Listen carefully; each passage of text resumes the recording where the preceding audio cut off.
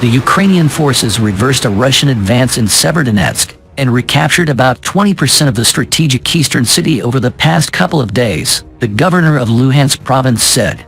Meanwhile, said Ukraine forces were retreating from the city after suffering heavy casualties. Fierce fighting raged on Saturday in Severodonetsk and Lysychansk, the last two cities still not in full Russian control, more than 100 days after Moscow invaded its western neighbor.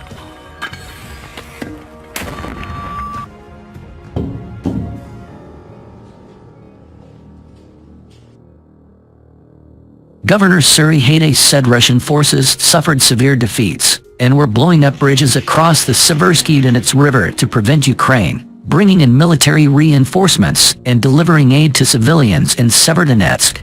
Both sides have suffered punishing losses in street-by-street battles for the Soviet-era factory city, where roads have been riddled with craters and destroyed vehicles.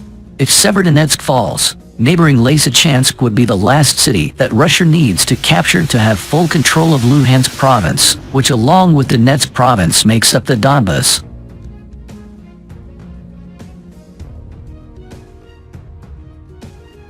Russia's army said on Saturday that Ukrainian soldiers were withdrawing from the city. Some units of the Ukrainian army, having suffered critical losses during fighting for Severodonetsk, are pulling out towards Lysychansk, Severodonetsk's twin city, which sits just across the Severodonetsk River, the defense ministry said in a statement. It added, however, some Ukrainian fighters were still in the city, and the Ukrainian army sought to contaminate the area to delay the Russian military operation.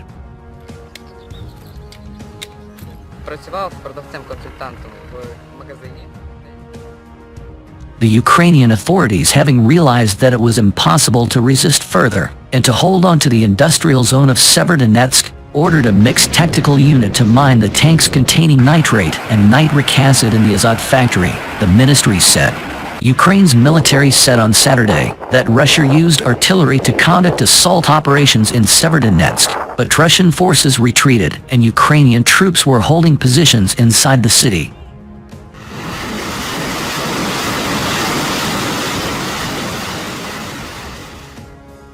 Ukrainian troops were still holding an industrial zone in Severodonetsk, Hayday said, a scenario reminiscent of Mariupol, where a steel factory was the eastern port city's last holdout. On Thursday, President Volodymyr Zelensky said there had been some progress in the battle for Severodonetsk but gave no specifics.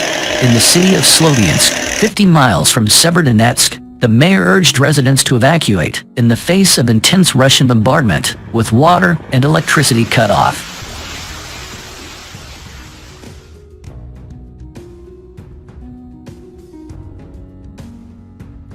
Ukraine's military said Russia reinforced its troops and used artillery to conduct assault operations in Severodonetsk, but it said Russian forces retreated after failed attempts to advance in the nearby town of Bakhmut and cut off access to Severodonetsk.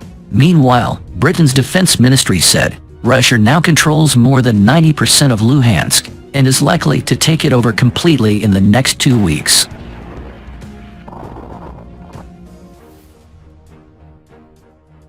Hayday said the progress made in the past 2 days shows that Ukraine may be able to hold off the Russian attack for that duration, the time frame for the arrival of new, advanced Western weapons.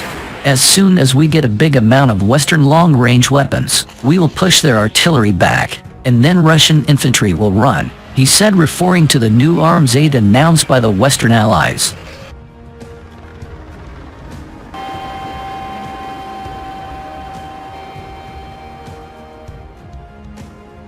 Russian troops now occupy about 20% of Ukraine's territory, and Moscow has imposed a blockade on its Black Sea ports. The combined use of air and artillery strikes has been a key factor in Russia's recent tactical successes in the region, the UK's defense ministry said in an assessment. It warned after launching so many guided missiles, Russia was employing unguided missiles that have almost certainly caused substantial collateral damage and civilian casualties. While Russian forces are concentrating on seizing the Donbas in the east, Ukrainian troops have staged counterattacks to try to regain territory in their country's south. After seizing most of the Kherson and Dnipropetrovsk regions, as well as the port city of Mariupol, Moscow has installed local administrators, offered residents Russian passports, and taken other steps to consolidate its hold on occupied areas.